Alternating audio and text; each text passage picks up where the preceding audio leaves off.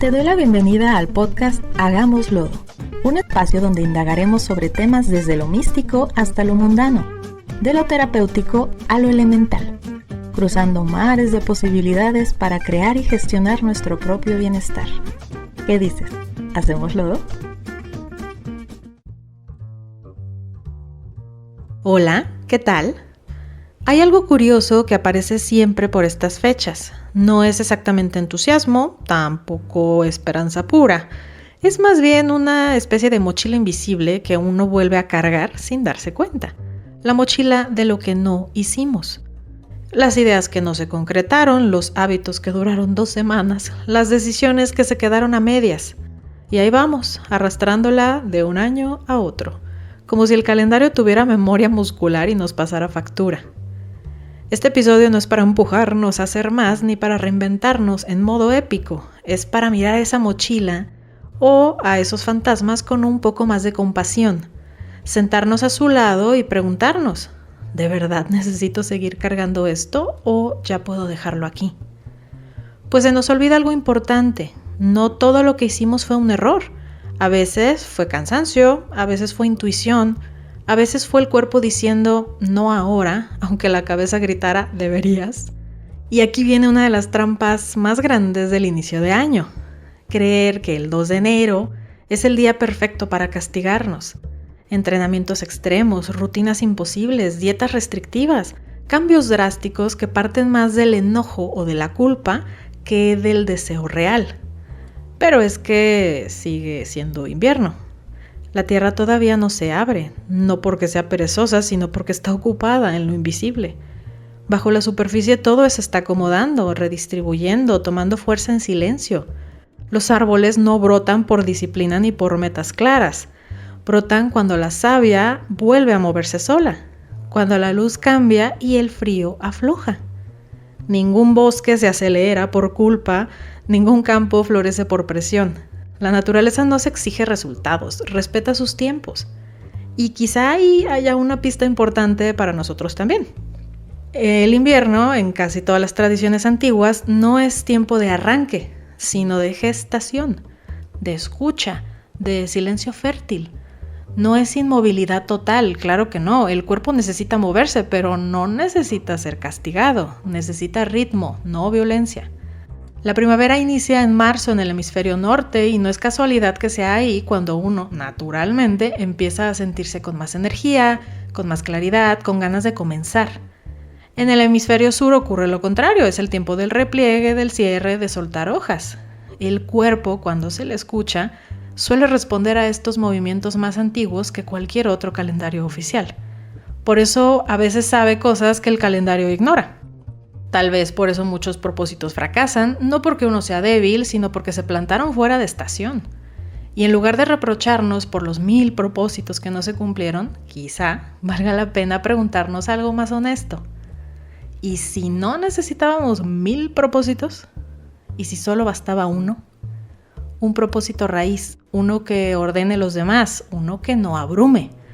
Porque también está esa otra presión silenciosa.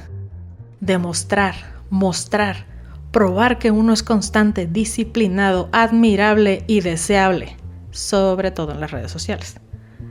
Pero cambiar solo para ser observado no transforma nada. Vivir para uno mismo, en cambio, sí mueve estructuras internas. Y ojo, vivir para uno no significa comodidad eterna ni evasión. Significa conciencia, significa elegir con atención. Significa entender que avanzar lento no es retroceder. Hay propósitos que no tienen que ver con el cuerpo ni con la productividad y que suelen ser mucho más revolucionarios. Hablar con más honestidad, escuchar sin interrumpir, aprender a aburrirse sin huir, ordenar la casa interna, decir no sin culpa, sostener una decisión pequeña durante muchos días. Eso también es cambio, aunque no sea fotogénico. Ahora, algo que ayuda mucho a poner todo en proporción, o por lo menos yo lo encuentro valioso y relevante, este año nuevo que celebramos no es el único. No todas las civilizaciones viven realmente en el próximo 2026. En el calendario judío se vive en el año 5786. En el calendario chino, el año sería el 4722. Y si miráramos el tiempo desde el antiguo calendario egipcio, estaríamos hablando de más de 6000 años desde el inicio simbólico de su cuenta sagrada ligada a Sirio y a las crecidas del Nilo. Hay culturas como la cultura maya que ni siquiera cuentan los años como una línea recta, sino como ciclos que se pliegan sobre sí mismos. Es decir, los años y las fechas son subjetivas, nos sirven de referencia, sí, pero no dictan las acciones que debemos tomar siempre. Los fantasmas de lo que no hicimos suelen aparecer con los mismos disfraces de siempre. El curso que iba a empezar cuando tuviera tiempo, el proyecto que se quedó en una libreta porque no era el momento perfecto, la llamada que se pospuso hasta que ya dio pena hacerla, la conversación incómoda que uno evitó diciendo que luego, cuando esté más tranquilo, cuando todo se acomode. Y el pretexto casi universal, no era ahora. No por flojera, sino porque a veces no había energía, claridad o sistema nervioso disponible. Estos fantasmas no vienen con cadenas ni sábana blanca, vienen con agenda mental y culpas recicladas. Y quizá no está aquí para asustar, sino para recordarnos algo mucho más amable, que no todo lo pendiente era urgente, que no todo lo postergado era fracaso, y que algunas cosas simplemente estaban esperando a que uno fuera más honesto consigo mismo.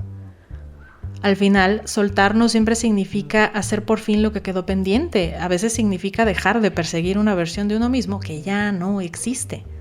Agradecer lo que sí se sostuvo y entender que vivir en conciencia no es tachar pendientes, sino aprender a caminar más liviano. Entonces, ¿de verdad todo depende de que este año sea el bueno? ¿O quizá cada día ya trae suficiente potencia por sí solo? Tal vez, en lugar de año nuevo, vida nueva, podríamos ensayar algo mucho más humano. Día nuevo, mejores decisiones. No perfectas, no heroicas, solo un poco más alineadas.